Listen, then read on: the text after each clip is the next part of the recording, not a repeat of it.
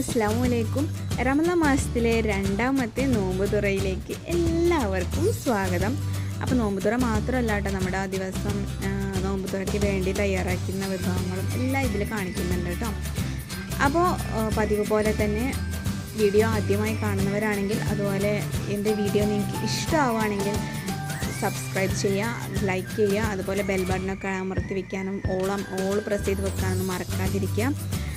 അതുപോലെ നിങ്ങളുടെ ഫ്രണ്ട്സിനോ റിലേറ്റീവ്സിനൊക്കെ നിങ്ങൾ ഈ ചാനൽ പരിചയപ്പെടുത്തി കൊടുക്കുകയും കൂടെ ചെയ്യുക കേട്ടോ. അപ്പോൾ നമ്മൾ ഇന്ന് തയ്യാറാക്കുന്നത് ഗോതമ്പ് മാവ് ഉപയോഗിച്ചിട്ട് ഉണ്ടാക്കുന്ന സമൂസയാണ്.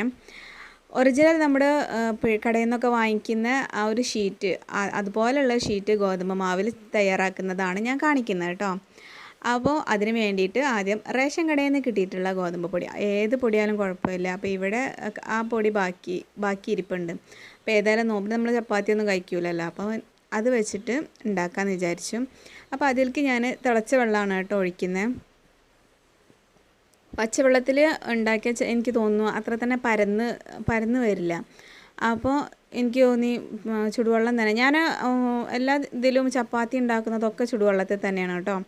പിന്നെ നമ്മുടെ ഈ കടയിൽ നിന്ന് വാങ്ങിക്കുന്ന നല്ല മൈദ മിക്സ് വന്നിട്ടുള്ള പൊടികളുണ്ടല്ലോ, അതാണെങ്കിൽ മാത്രമാണ് ഞാൻ പച്ചവെള്ളത്തിൽ കുഴക്കുക. എന്നാലും എനിക്ക് പരത്തുമ്പോൾ ആ ഒരു സുഖം തോന്നൂല പരത്തിയെടുക്കുമ്പോൾ. അപ്പോൾ ഇങ്ങനെ ആകുമ്പോൾ നമുക്ക് എളുപ്പത്തിൽ പരത്താൻ പറ്റും. അപ്പോൾ ഇതുപോലെ എല്ലതും റോളാക്കിയിട്ട് ചെയ്യാം കേട്ടോ. അപ്പോൾ ഇതിന് കൂടെ ഞാൻ വെളിച്ചെണ്ണ കൂട്ടി കുഴച്ചിട്ടുണ്ടായിരുന്നു കേട്ടോ. അപ്പോൾ ഇതുപോലെ വെച്ചിട്ട് ആദ്യം ഞാൻ റൗണ്ടിൽ പരത്താമെന്ന് വെച്ചാൽ അപ്പോൾ തോന്നി ചെറിയതാണ് ചെറിയ റോളായതുകൊണ്ട് ഞാൻ പിന്നെ നീട്ടി വെച്ചു കേട്ടോ. നീളത്തിൽ നമുക്ക് സമൂസ ഷീറ്റ് കട്ട് ചെയ്യുന്ന രീതിയിൽ അങ്ങനെ നീട്ടി വെച്ചു. ഇതുപോലെ നീളത്തിൽ പരത്തിയെടുക്കുക കേട്ടോ പിന്നെ ചെയ്തിട്ടുണ്ടായിരുന്നത്. അപ്പോൾ ഇതുപോലെ എല്ലതും പരത്തിയിട്ട് ഞാൻ പ്ലേറ്റിലേക്ക് ഇങ്ങനെ മാറ്റി വെച്ചു. ഒട്ടി പിടിക്കൊന്നുമില്ല, അതുകൊണ്ട് പിന്നെ ആ ഒരു പ്രശ്നമൊന്നുമില്ല. ഇതുപോലെ അട്ടിയാക്കി വെച്ചു കേട്ടോ. നമ്മൾ പൊടിയിട്ട് പരത്തുന്നതല്ലേ. പിന്നെ ഈ തവ നന്നായിട്ട് ചൂടായതിനു ശേഷം അതിലേക്ക് ഇട്ടിട്ട് ജസ്റ്റ് ഒന്ന് വാട്ടിയെടുക്കുക എന്ന് പറയില്ലേ, നമ്മൾ ഒരുപാട് അങ്ങോട്ട് ചൂടായി ചപ്പാത്തി പോലെ പൊള്ളാതെ നിൽക്കാതെ പെട്ടെന്ന് തിരിച്ചിട്ടിട്ട് വാട്ടിയെടുക്കുക. അപ്പോൾ ഈ അറ്റങ്ങളൊന്നും അത്ര തന്നെ വെന്തിട്ടില്ല കേട്ടോ. അപ്പോൾ അത് പ്രശ്നമാക്കണ്ട, നമ്മൾ ആ ഭാഗമൊക്കെ കട്ട് ചെയ്ത് കളയുന്നതല്ലേ. അപ്പോൾ കട്ട് ചെയ്ത് നമ്മൾ ഒഴിവാക്കുകയൊന്നുമില്ല കേട്ടോ, അത് നമുക്ക് ആവശ്യമുണ്ട്. അപ്പോൾ ഇതുപോലെ എല്ലാം ചെയ്തതിന് ശേഷം അതുപോലെ ഒരുപോലെ വെച്ചിട്ട് നമ്മൾക്ക് കട്ട് ചെയ്തെടുക്കണം. ഒരു കറക്റ്റ് അളവിൽ പറ്റുമെങ്കിൽ വല്ല പേപ്പറോ കട്ടിങ് എന്തെങ്കിലും വെച്ചിട്ട് കട്ട് ചെയ്യാം. അല്ല നിങ്ങൾക്ക് സ്വന്തമായിട്ട് അളവൊക്കെ ഉണ്ടെങ്കിൽ എന്നെ പോലെ എക്സ്പേർട്ടൊക്കെ ആണെങ്കിൽ ഇതുപോലെ ചെയ്യാട്ടെ. ഞാൻ എക്സ്പേർട്ടൊന്നുമല്ല കേട്ടോ, പക്ഷേ എന്നാലും ഉണ്ടാക്കാറുണ്ട്. ഞാനിങ്ങനെ ഓരോ പുറത്തുനിന്ന് വാങ്ങിക്കൽ കുറവാണ്. ഇതുപോലെ ചെയ്തെടുക്കുകയാണെങ്കിൽ നല്ല എളുപ്പത്തിൽ നമുക്ക് ഷീറ്റ് ഉണ്ടാക്കാം. ഒറിജിനൽ നമ്മൾ കടയിൽ നിന്ന് വാങ്ങിക്കുന്ന ആ ഷീറ്റ് തന്നെയാണ് കേട്ടോ. അപ്പോൾ ഇതുപോലെ ഒക്കെ ഒന്ന് വേറെടുത്ത് വെച്ചതിന് ശേഷം ഇതുപോലെ ഉണ്ടോ, ഇത്രയേ ഉള്ളൂ. ഇതിൽ നമ്മൾ ഫില്ലിങ് വെച്ച് ചെയ്യുകയാണെങ്കിൽ എത്ര ഈസി ആയിട്ട് നമുക്ക് മടക്കിയെടുക്കാൻ പറ്റുന്ന. പക്ഷേ ഒട്ടിക്കണം എന്നുണ്ടെങ്കിൽ മൈദ തന്നെ വേണം കേട്ടോ. അത് ഗോതമ്പ് പൊടി കൊണ്ട് ഒട്ടിച്ചാൽ ശരിയാവില്ല. അപ്പോൾ ഞാൻ എല്ലാതും കട്ട് ചെയ്തെടുത്തു കേട്ടോ. ഇതുപോലെ എല്ലാം കട്ട് ചെയ്തെടുത്തു. എത്ര സൂപ്പറാണ് നോക്കി, നല്ല അടിപൊളിയല്ലേ. അപ്പോൾ ഇതുപോലെ നിങ്ങൾ വീട്ടിലും ചെയ്ത് നോക്കണം കേട്ടോ. പിന്നെ നമ്മൾ സാധാരണ ഈ മസാലയൊക്കെ ഉണ്ടാക്കിയില്ലേ, ചിക്കൻ സമൂസയാണെങ്കിൽ അങ്ങനെ, ബീഫ് സമൂസയാണെങ്കിൽ അങ്ങനെ, വെജ് ആണെങ്കിൽ അങ്ങനെ, ഏത് രീതിയിൽ വേണമെങ്കിലും ഫില്ലിങ് വെച്ചിട്ട് നമുക്കിത് തയ്യാറാക്കിയെടുക്കാം. കണ്ടോ, നല്ല അടിപൊളിയായിട്ട് വന്നിട്ടുണ്ട്. അപ്പോൾ ഇതിലേക്ക് ബാക്കി വന്നിട്ടുള്ള ആ ഒരു കട്ട് പീസൊക്കെ ഉണ്ടല്ലോ, അപ്പോൾ അത് ഇതുപോലെ കട്ട് ചെയ്തെടുക്കുക. അപ്പോൾ നമ്മൾ കടയിൽ നിന്നൊക്കെ വാങ്ങിക്കുന്ന സമൂസേൻ്റെ ഉള്ളിൽ ഒരുപാട് ഓയിലൊന്നും ഉണ്ടാവില്ല, നിങ്ങൾ ശ്രദ്ധിച്ചണോ അറിയില്ല. അപ്പോൾ അവർ ചെയ്യുന്ന പരിപാടി ഇതാണ്. നമ്മൾ ഈ കടകളിലൊക്കെ ഉണ്ടാക്കി കൊണ്ടു കൊടുക്കുന്ന ആൾക്കാരൊക്കെ ഉണ്ടല്ലോ, അപ്പോൾ അവർ ചെയ്യുന്ന പരിപാടി ഇങ്ങനെയാണ്. അവർ കട്ട് പീസ് ഈ മസാലയിലിടും. അപ്പോൾ ഈ കട്ട് പീസ് അതിലുള്ള എണ്ണയൊക്കെ ഈ കട്ട് പീസ് വലിച്ചെടുക്കുന്നതുകൊണ്ട് നമുക്കത്ര ഓയിലി ആയിട്ട് തോന്നൂല. അങ്ങനെ ഉച്ചയൊക്കെ കഴിഞ്ഞു ഞാൻ ആലോചിച്ചിരിക്കുകയാണ്, പെലച്ചയ്ക്ക് എന്തുണ്ടാക്കും. മുറ്റത്ത് ഇങ്ങനെ ഞാൻ അങ്ങോട്ടും ഇങ്ങോട്ടും നടന്നപ്പം കുറച്ച് ചാമ്പയ്ക്കയും കിട്ടി. അപ്പോഴാണ് നമ്മുടെ കർമൂസ മരത്തുമ്പോൾ കർമൂസ ഇങ്ങനെ ചിറിച്ച് നോക്കിക്കണം എന്നോട്, ഇന്നെ പറിച്ചോ ഏതായാലും ഞാൻ പോയി 2 പറിച്ചെടുത്തു. ഇതാണ് 2 പറിച്ചു. വലിയ കർമൂസ അല്ല കേട്ടോ, ഒരു ചെറിയ തരം കർമൂസയാണ്. അപ്പോൾ അതുകൊണ്ട് തന്നെ 2 എടുക്കേണ്ടി വന്നു. അപ്പോൾ അന്ന് പെലച്ചയ്ക്ക് ഇത് താളിക്കാലോ. മീൻ പിന്നെ ഇപ്പം കൊണ്ടുവന്ന് വെച്ച മീനും ഉണ്ട്, അപ്പം അതും കൂടെ താളിക്കാമെന്ന് വിചാരിച്ചിട്ട് അതും പറിച്ചു വെച്ചു കേട്ടോ. അത് കഴിഞ്ഞ് പിന്നെ അസ്രസ്കാരൊക്കെ കഴിഞ്ഞേരെയാണ് ഞാൻ പിന്നെ വരുന്നത്. അപ്പോൾ പിന്നെ നമ്മളിന്ന് കുറുമ ഉണ്ടാക്കാമെന്ന് വിചാരിച്ചു, ചിക്കൻ കുറുമ. അപ്പോൾ കുറുമയ്ക്ക് വേണ്ടിയിട്ട് വലിയുള്ളി വാട്ടി, പച്ചമുളക് ചതച്ചിട്ടു, ഇതിലേക്ക് ഉള്ളിയും വെളുത്തുള്ളിയും ഇഞ്ചിയും ചതച്ചിടണം. അപ്പോൾ ഞാനത് പേസ്റ്റാക്കി വെച്ചതുകൊണ്ട് എളുപ്പപ്പണി വേഗം കഴിഞ്ഞല്ലോ. അപ്പോൾ അതും കൂടെ ചേർത്ത് കൊടുത്തിട്ട് നന്നായിട്ടൊന്ന് വഴറ്റിയെടുക്കുക. അതിനുശേഷം അതിലേക്ക് തക്കാളി ചേർക്കണം, തക്കാളിയും കൂടെ ചേർക്കുക. അപ്പോൾ അതേപോലെ അപ്പോൾ ഞാൻ രാവിലെ തന്നെ ഒരു 4-5 ഒരു ചെറിയൊരു പിടി അണ്ടി വെള്ളത്തിലിട്ടീനു കേട്ടോ. അങ്ങനെ അണ്ടിയോ അല്ലെങ്കിൽ നിങ്ങൾക്ക് വേണമെങ്കിൽ ഇതിൽ ഉരുളക്കിഴങ്ങ് ഉപയോഗിക്കാം. അപ്പം ഞാൻ ഉരുളക്കിഴങ്ങ് അത്ര ഇഷ്ടപ്പെടുന്ന കൂട്ടത്തിലല്ല ഇവിടെ, അപ്പോൾ അതുകൊണ്ട് തന്നെ ഉരുളക്കിഴങ്ങ് ഞാൻ മാറ്റി നിർത്തി. അതിന് ശേഷം പിന്നെ ഇതിലേക്ക് പട്ടയും പൂവും വേണം. ഏലക്ക ഇടണമെന്നില്ല, പട്ടയും പൂവും മസ്റ്റാണ്. അപ്പോൾ പട്ട ഒരു 4-5 അല്ലി പട്ടയും പൂവും, ഗ്രാമ്പൂ ഇല്ലേ, ഗ്രാമ്പൂ അതാണ് പൂവ്. പിന്നെ അതേപോലെ ഒരു 2 ചെറിയ പട്ടേൻ്റെ ഇതും കൂടെ തോലും കൂടെ ഇട്ട് കൊടുത്തിട്ട് അതിലേക്ക് പിന്നെ കുരുമുളക് പൊടി, മെയിനായിട്ട് വേണ്ടത് കുരുമുളകും മല്ലിയും. പച്ചമല്ലിയാണ് മെയിൻ. പക്ഷേ ഇവിടെ നമ്മൾ പൊടിപ്പിക്കുന്ന മല്ലിയിൽ ചിലപ്പോൾ മഞ്ഞളൊക്കെ മിക്സ് ഉണ്ടാവും. അപ്പോൾ നമ്മളെ കറി കുറഞ്ഞൊരു മഞ്ഞ നിറമായി മാറും. അപ്പോൾ കുറഞ്ഞൊരു മഞ്ഞൾപ്പൊടി ഇട്ട് കൊടുത്തും ചെയ്തണം. അപ്പോൾ അതും കൂടെ ഇട്ടിട്ട് ചിക്കനും കൂടെ ഇട്ട് കൊടുത്തിട്ട് കുറച്ച് വെള്ളം കൂടെ ഒഴിക്കുക. വെള്ളം ഒഴിക്കുക വെച്ചാൽ നമ്മൾ അടി പിടിക്കുന്നതിനനുസരിച്ച് വെള്ളം ഒഴിക്കുക. ഒരുപാട് സമയം മാറ്റി വെച്ച ചിക്കൻ ആയതുകൊണ്ട് വെള്ളമൊന്നും ചിക്കൻ അധികം ഇറങ്ങാനുണ്ടാവില്ല. അപ്പോൾ അതും കൂടെ ഇട്ട് കൊടുത്തിട്ട് ഒരു 3 വിസിൽ മതിയാവും. നല്ല സ്പീഡിൽ വെച്ചിട്ട് 3-4 വിസിൽ അത്രയേ ഉള്ളൂ. അപ്പോൾ ഞങ്ങൾക്ക് അത്യാവശ്യം വേവണ ഇഷ്ടമാണ് കേട്ടോ, ചിക്കന് നന്നായിട്ട് വേവണതാണ് ഇഷ്ടം. ഇപ്പോൾ ചിക്കന് വില കൂടുതലുള്ളതുകൊണ്ട് തന്നെ വലിയ കോഴിയാണ് കിട്ടാനുള്ളത്. ആരും ഞങ്ങളും ഫാമുകാർ തന്നെയാണല്ലോ. അപ്പോൾ നമ്മൾ മുതലാളിമാർ അതുപോലെ തന്നെയാണ്, വലുതായിട്ടേ കൊടുക്കുള്ളൂ. അപ്പോൾ വില ഉണ്ടല്ലോ, നോ പ്രോബ്ലം, എത്ര ദിവസം തിന്നാൻ കൊടുത്താലും വില കിട്ടുമല്ലോ. അപ്പോൾ അതിൻ്റെ ഇടയിൽ ഞാൻ ഇത് ചെയ്യുന്നുണ്ട് കേട്ടോ, സമൂസക്കുള്ള മസാല ഉണ്ടാക്കുന്നുണ്ട്. അതേപോലെ പത്തിരിക്കുള്ള പൊടി വാട്ടാനും നിൽക്കുന്നുണ്ട്. അപ്പോൾ അതും കൂടെ ചെയ്യുന്നുണ്ട് കേട്ടോ കൂടെ.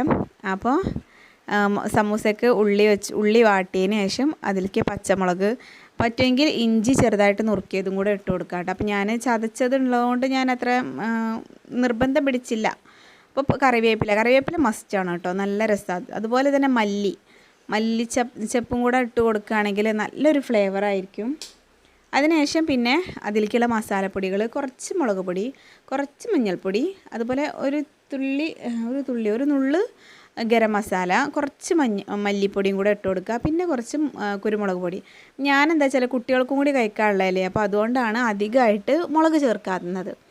എന്നാൽ തന്നെ എരിവാണ് പറഞ്ഞാണ്ട് മസാലയൊക്കെ തട്ടിയിട്ടാണ് ഒക്കെ ഞാൻ തന്നെ തിന്നേണ്ടി വന്ന അവസാനം. അങ്ങനെ അതൊക്കെ ചെയ്ത് കഴിഞ്ഞിട്ട് പിന്നെ നമ്മൾ കട്ട് ചെയ്ത് മാറ്റിയില്ലേ വേസ്റ്റ് പീസ്, അപ്പോൾ അതും കൂടെ ഇട്ട് കൊടുക്കാം. അതും കൂടെ ഇട്ട് കൊടുത്തിട്ട് നന്നായിട്ടൊന്ന് മിക്സ് ചെയ്ത് എടുത്തേക്കുക. അപ്പോൾ ഇനി ചിക്കൻ വെന്തിട്ട് വേണം അതിൽ നിന്ന് 2-3 പീസ് എടുക്കാൻ. ഇവിടെ കറിയിൽ ഒരുപാട് ചിക്കൻ്റെ ആവശ്യമില്ല കേട്ടോ, ആരും കഴിക്കൂല എന്ന് വെച്ചാൽ ഇക്കാക്ക് തീരെ ഇഷ്ടമല്ല കറിയിലത്തെ ചിക്കന്. അതുപോലെ തന്നെ ഞാനും അധികം ചിക്കൻ കറിയിലത്തെ കഴിക്കില്ല. പക്ഷെ അതിന് വേണ്ടി പൊരിച്ചതും ഇതേപോലെ കട്ട്ലേറ്റോ ഇതൊക്കെ ഉണ്ടാക്കിയതാണെങ്കിൽ ഞങ്ങൾക്ക് തികയില്ല. അതാണ് ഇവിടുത്തെ അവസ്ഥ. അപ്പോൾ ചിക്കന് മാറ്റി വെച്ച 2-3 ചിക്കൻ കഷ്ണം എടുത്തിട്ട് അത് ഇതുപോലെ ഇതളാക്കി എടുക്കുക. നമ്മൾ പിച്ചെടുക്കൂലേ, അതേപോലെ ചെയ്തിട്ട് മസാല റെഡിയാക്കി. അതിനുശേഷം മൈദ കുറച്ച് 2 സ്പൂൺ എടുത്തിട്ട് കുറച്ച് വെള്ളം കൂടെ ചേർത്തിട്ട് പേസ്റ്റാക്കി വെച്ചു. പിന്നെ ഇതുപോലെ കുമ്പിളുത്തുക, നമ്മൾ ഈ ഇലയൊക്കെ കുമ്പിളുത്തൂലേ, അതേപോലെ ഈ ഇതെടുത്തിട്ട് കുമ്പിളുത്തുക.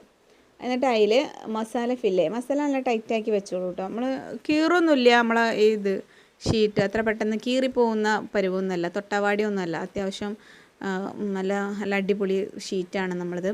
അപ്പോൾ അതുകൊണ്ട് തന്നെ പ്രസ് ചെയ്ത് കൊടുത്തിട്ട് ഹോളുണ്ടോ നോക്കുക. അപ്പോൾ ഒരു ഹോൾ അവിടെ വന്നിട്ടുണ്ട്. അപ്പോൾ നമ്മൾ ഒന്നും കൂടെ നല്ല ഫിനിഷിങ്ങിൽ ചെയ്തെടുക്കാൻ ശ്രമിക്കുക കേട്ടോ. നല്ല ഫിനിഷിങ് കിട്ടും. അപ്പോൾ ഒരുപാട് നിറച്ചിടണ്ട. ഒരുപാട് നിറച്ചിട്ടാൽ ചിലപ്പോൾ അത്രയും ഒരു ഫില്ലിങ് ഇങ്ങനെ പുറത്തേക്ക് ഇങ്ങനെ തള്ളി നിൽക്കും. അപ്പോൾ എണ്ണയിലിടുമ്പോൾ ഫില്ലിങ് ഇട്ട് പുറത്തേക്ക് പോരും, അല്ലെങ്കിൽ ഉള്ളിലേക്ക് എണ്ണ കയറും. അപ്പോൾ നമുക്ക് കഴിക്കാനൊരു രസം ഉണ്ടാവില്ല. അപ്പോൾ ഇങ്ങനെ ചെയ്യുമ്പോൾ അടിപൊളിയായിരിക്കും കേട്ടോ. ഇപ്പോൾ ഇങ്ങനെ എല്ലാ ഭാഗത്തും ഇതുപോലെ പശ തേച്ച് കൊടുക്കുക. പശ മീൻസ് മൈദ മാവ് തേച്ച് കൊടുക്കുക. ഇങ്ങനെ ഈ ഹോളൊക്കെ വരുമ്പോൾ ആ ഹോളിലൊക്കെ ഫില്ല് ചെയ്ത് കൊടുക്കുക കേട്ടോ മൈദമാവ്. അപ്പോൾ ഇതാ നമ്മളെ ആദ്യ സമൂസ ഇവിടെ റെഡി ആയിട്ടുണ്ട് കേട്ടോ. ഇനി ഇത് എണ്ണയിലാണ് പൊരിച്ചാൽ മതി. അപ്പോൾ ഞാനിങ്ങനെ തയ്യാറാക്കി വെച്ചിട്ട് ഞാനത് ഫ്രിഡ്ജ് കൊണ്ടുപോയി വെച്ചിട്ടോ. നമുക്കൊരു റിസൾട്ട് കിട്ടണമല്ലോ, ഇത് പൊട്ടൂലേ എന്നല്ല. ഫ്രിഡ്ജിൽ വെക്കുമ്പോൾ ഇങ്ങനെ വിണ്ട് കീറുന്ന പരിപാടിയൊക്കെ ഉണ്ടല്ലോ. പക്ഷേ ഒന്നുമില്ല കേട്ടോ, ഞാൻ അടച്ച് വെച്ചോന്നല്ല, ഞാൻ അങ്ങനെ തന്നെ പ്ലേറ്റ് കൊണ്ടുപോയി വെച്ചേക്ക്. ഇനി ഒരു കുഴപ്പം വന്നിട്ടില്ല. ഒരു 1.5 മണിക്കൂർ വരെ ഫ്രിഡ്ജിൽ നിന്നതിന് ഒരു പ്രശ്നമില്ല. അപ്പോൾ അതിൻ്റെ ഇടയിലുള്ള നമുക്ക് ഇതിൽ കുറുമയ്ക്കുള്ള തേങ്ങ അരക്കണ്ടേ, അപ്പോൾ ആ തേങ്ങ അരച്ചു കേട്ടോ. അതിലേക്ക് കുറച്ച് അണ്ടി ഞാൻ കുതിർക്കാൻ വെച്ചു എന്ന് പറഞ്ഞില്ലേ, അപ്പോൾ അതും കൂടെ ചേർത്ത് കൊടുത്തിട്ട് അരച്ചെടുത്തു. പിന്നെ കുറച്ച് കറിവേപ്പിലയും അതിക്ക് ആവശ്യമുള്ള വെള്ളവും കൂടെ ചേർത്ത് കൊടുത്തിട്ട് ഞാൻ ആ കുക്കർ മാറ്റിയിട്ടോ. കുക്കറിൽ കൊള്ളണില്ല, കുക്കറിൽ ഇളക്കാൻ പറ്റണില്ല. നമുക്ക് അവസാനം മല്ലിയിലും കുറച്ച് തക്കാളിയും കൂടെ ഇടണമെന്നുണ്ടായിരുന്നു. അപ്പോൾ അത് കൊണ്ടില്ല. ആ ഒരു കാരണം കൊണ്ട് അപ്പോൾ ഇപ്പം ഇങ്ങനെ വെള്ളം പോലെ കാണുന്നുണ്ട് കേട്ടോ, പക്ഷേ വെള്ളം പോലെ അല്ല, നല്ല അത്യാവശ്യം നല്ല തിക്നെസ് ഉണ്ട്. നമ്മൾ അണ്ടി ഒന്ന് കുറുകി വന്നപ്പോഴേക്കും നല്ല തിക്നെസ് കിട്ടിയിട്ടുണ്ട്. അപ്പം ചട്ടിയിലേക്ക് മാറ്റി, എന്നിട്ട് അതിലേക്ക് കുറച്ച് മല്ലിച്ചപ്പും അതുപോലെ കുറച്ച് തക്കാളി കഷ്ണങ്ങളൊക്കെ ഇട്ടിട്ട്, പച്ചത്തക്കാളി ഉണ്ടാകുമ്പോൾ ഒരു പ്രത്യേക പുളിയാട്ടോ. ഇതെനിക്ക് വേണമെങ്കിൽ ഇതിൽ നാരങ്ങ പിയ്യേ അല്ലെങ്കിൽ തൈര് ഒഴിക്കുകയോ ചെയ്യാം. ഞാനത് രണ്ടും ചെയ്തിട്ടില്ല, മറന്നതല്ല. എനിക്ക് തൈര് ഒഴിക്കുന്നത് വലിയ താല്പര്യമില്ല, ചിക്കനല്ലേ. പിന്നെ നാരങ്ങ പിന്നെ ഒരു മറന്നും പോയി. നാരങ്ങ മറന്നു മീൻസ് ഇക്കാക്ക് വലിയ താല്പര്യമില്ല, നാരങ്ങ ഉപയോഗിക്കുന്നത് വലിയ താല്പര്യമില്ലാത്തതുകൊണ്ട് ഞാനത് വേണ്ടാന്ന് വെച്ചതാണ്. പിന്നെ തക്കാളി ഞാൻ രണ്ട് ആദ്യം ഇട്ടു, പിന്നെ ഇട്ടില്ലേ. അപ്പോൾ ആ ഒരു പുളിക്കും വേണ്ടിയിട്ടാണ് ഞാൻ തക്കാളി രണ്ട് പ്രാവശ്യമാക്കി ഇട്ടത് കേട്ടോ. അങ്ങനെ പിന്നെ സമോസ പൊരിക്കൽ തുടങ്ങി. അപ്പോൾ വെളിച്ചെണ്ണയിലാണ് കേട്ടോ ഞാൻ പൊരിച്ചെടുത്തത്. ഏതായാലും നമ്മൾ എന്താ പറയുക, നോമ്പ് തുറന്നിട്ട് കഴിക്കണല്ലേ, വെറുതെ ഓയിലൊന്നും അത് ഒരുപാട് കഴിക്കണ്ടെന്ന് വിചാരിച്ചിട്ട് വെളിച്ചെണ്ണ തന്നെ എടുത്തത്. വെളിച്ചെണ്ണക്കൊക്കെ എന്താ ക്ഷാമല്ലേ. കുഴപ്പമില്ല, ഈ വെളിച്ചെണ്ണ ഞാൻ എല്ലാത്തും കൊടുക്കും. മീൻ പൊരിക്കാനും ഇതന്നെ എടുക്കും, തൂമ്പിക്കാനും ഇതന്നെ എടുക്കും. അപ്പം പ്രശ്നം തീർന്നല്ലോ. പിന്നെ ഒരുപാട് വെളിച്ചെണ്ണ എടുത്ത് ഒഴിച്ചിട്ടില്ലല്ലോ, ഇത്രയല്ലേ ഉള്ളൂ. അപ്പം അത് തിരിച്ചും മറിച്ചും ഇട്ട് ഒരു മീഡിയം ഫ്ലെയിമിലിട്ടിട്ടാട്ടോ വേവിച്ചെടുത്തത്. ഒരുപാട് തീ കൂട്ടിയിട്ടിട്ടില്ല, അതുപോലെ തന്നെ പറ്റ കുറച്ചും വെച്ചിട്ടില്ല. അങ്ങനെ വെച്ചിട്ട് എല്ലാം ഒന്നായിട്ട് ഫ്രൈ ചെയ്തെടുത്തു. അപ്പം ഇത് നല്ല ടേസ്റ്റ് ഉണ്ട് കേട്ടോ സംഭവം. ഞാൻ വിചാരിച്ചിട്ട് ഞാൻ ആദ്യമായിട്ട് ഉണ്ടാക്കുക. ഞാൻ കഴിഞ്ഞ നോമ്പിന് ഇതുപോലെ ഉണ്ടാക്കിയിരുന്നു, പക്ഷേ അത് നമ്മൾ അട്ടിക്ക് വെച്ച് പരത്തിയെടുക്കുന്ന സംഭവത്തിലാക്കി ഉണ്ടാക്കിയിട്ട് ഞാൻ അവസാനം കോഴിക്കൊക്കെ ഇട്ട് കൊടുത്തു. അത് ശരിയാവണില്ല. പക്ഷേ ഇങ്ങനെ ചെയ്തപ്പോൾ അടിപൊളിയാട്ടോ. അപ്പോൾ ഇനി നമുക്ക് തരിക്കഞ്ഞി ഉണ്ടാക്കാം. തരിക്കഞ്ഞി ഉണ്ടാക്കി സേമിയ ഉപയോഗിക്കാതെ കേട്ടോ ഞാൻ തരിക്കഞ്ഞി ഉണ്ടാക്കി. അപ്പോൾ അതിലേക്ക് കുറച്ച് വെള്ളം വെക്കുക, കുറഞ്ഞ നുള്ളു ഉപ്പിട്ട് കൊടുക്കുക. പിന്നെ വറുത്ത റവയോ വറുക്കാത്ത റവ ഏതിട്ടാലും കുഴപ്പമില്ല. അപ്പോൾ അതും കൂടെ ഇട്ട് കൊടുക്കുക. പിന്നെ ഒന്ന് വെന്ത് വരുമ്പോൾ അതിലേക്ക് പാൽ ഒഴിച്ചെടുക്കുക. പാലോ അല്ലെങ്കിൽ തേങ്ങാപ്പാലാവും ഒന്നുകൂടെ ടേസ്റ്റ്. തേങ്ങാപ്പാൽ ഒഴിക്കുമ്പോൾ ഒരു പ്രത്യേക ടേസ്റ്റ് ആട്ടോ. നമ്മൾ ഏതൊരു സംഭവം ഉണ്ടാക്കുകയാണെങ്കിൽ തേങ്ങാപ്പാലിനൊരു പ്രത്യേക ടേസ്റ്റ്. അപ്പോൾ ഇതിന് തരി ഉണ്ടാക്കുമ്പം അതാണ് നല്ലത്. അപ്പോൾ നമ്മുടെ ഫ്രൈ ചെയ്യലൊക്കെ കഴിഞ്ഞു കേട്ടോ. അപ്പുറത്തെ അടുപ്പിൽ ഫ്രൈ ചെയ്യലൊക്കെ കഴിഞ്ഞു. അപ്പോൾ ഇതാണ് നമ്മുടെ സമൂസ, ഗോതമ്പ് സമൂസ അങ്ങനെ വേണം പറയാൻ. അതിനുശേഷം പിന്നെ വറുത്തിടണം. നമ്മുടെ തരിക്കഞ്ഞി ഒന്ന് തൂമ്പിക്കണം, അങ്ങനെ തൂമ്പിക്കുക എന്ന് പറയും. അപ്പോൾ അതിലേക്ക് ചെറിയൊരു വെള്ളുള്ളി നെയ്യിൽ വറുക്കുക കേട്ടോ. അപ്പം വറുത്തുകൊണ്ടിരിക്കുമ്പോൾ അതിലേക്ക് കുറച്ച് അണ്ടി ഇട്ട് കൊടുക്കുക. പിന്നെ കുറച്ച് മുന്തിരിയും കൂടെ ഇട്ട് കൊടുത്തിട്ട് നന്നായിട്ടൊന്ന് വറുത്തെടുക്കുക കേട്ടോ.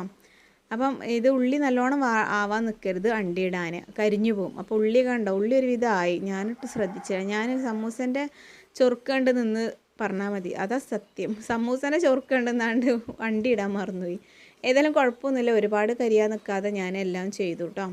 അപ്പോൾ ഇങ്ങനെ രണ്ടും കൂടെ ചെയ്തതിന് ശേഷം അതിലേക്ക് നേരിട്ടാണ്ട് ഒഴിച്ചു കൊടുക്കുക. പിന്നെ അത്യാവശ്യത്തിനുള്ള മധുരം കൂടെ ചേർത്ത് കൊടുക്കണം കേട്ടോ.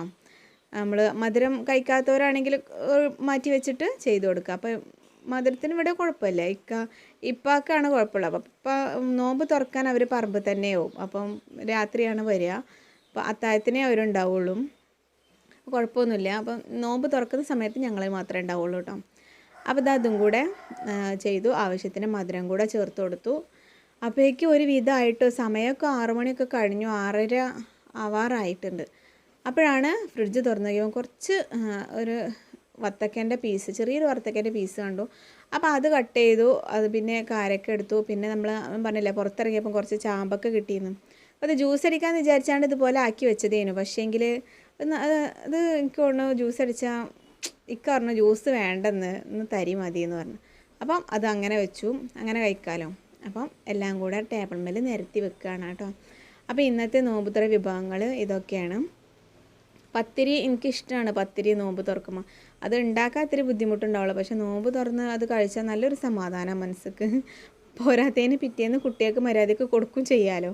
വേറെ നമുക്ക് ദോശയും അതൊക്കെ ഉണ്ടാക്കുകയാണെങ്കിൽ ഒരു ബുദ്ധിമുട്ടായി തോന്നും. അപ്പം മീനൊക്കെ വെള്ളത്തിലിട്ട് വെച്ചു.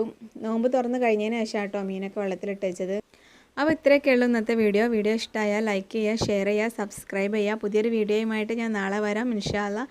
അതുവരെ സേഫായിട്ടിരിക്കുക. അസ്സലാമു അലൈക്കും.